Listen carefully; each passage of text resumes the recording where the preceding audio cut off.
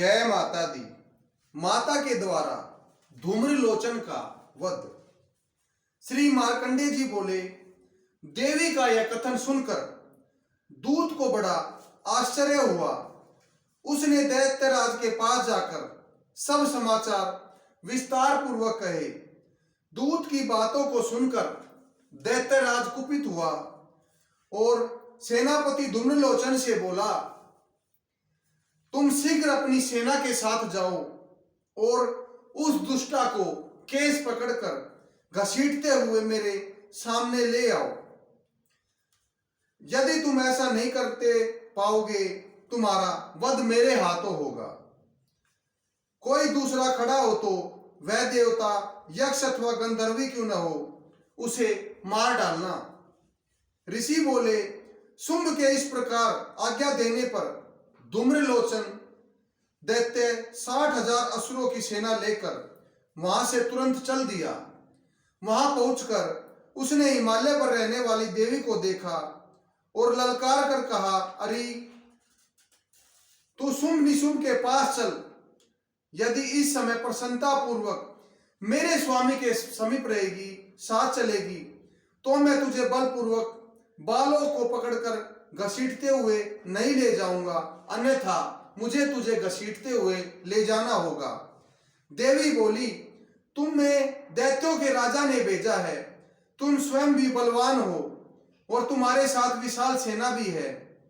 ऐसी दशा में यदि मुझे बलपूर्वक ले चलोगे तो मैं तुम्हारा क्या कर सकती हूं। ऋषि बोले, देवी के यह कहने पर धूम्रलोचन उनकी ओर लपका।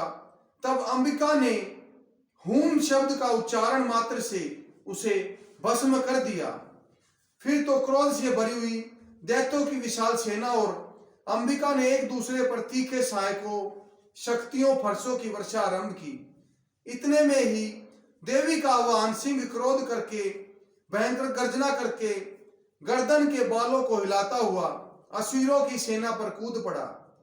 उसने कुछ दैत्यों को पंजों की मार से और अपने जबड़े से कितने ही महादैत्यों को पटक कर दाढ़ों से घायल कर मार डाला।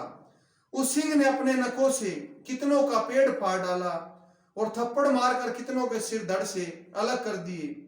देवी के वाहन उस महाबली सिंह ने अत्यंत क्रोध से भरे हुए क्षण भर में सारी सेना का संहार कर दिया। शुंभ ने जब यह सुना कि देवी ने धूम्रलोचन असुर को मार डाला, तब उसके सिंह ने सारी सेना का संहार कर डाला। तब उस दैत्यराज को बड़ा क्रोध हुआ। उसके होठ कांपने लगे। तुरंत उसने चंड और मुंड नामक 2 महादैत्यों को आज्ञा दी, हे चंड, हे मुंड, तुम लोग बहुत बड़ी सेना लेकर जाओ। उस देवी को बालों से पकड़कर अथवा बांधकर शीघ्र ले आओ। यदि इस प्रकार उसे लाने में संदेह हो तो युद्ध में सब प्रकार के अस्त्र शस्त्रों तथा समस्त आसुरी सेना का प्रयोग कर उसकी हत्या कर डालना। उस दुष्टा की हत्या होने पर तथा सिंह के भी मारे जाने पर उस अंबिका को बांधकर साथ शीघ्र ही लौट लेकर आना। जय माता दी।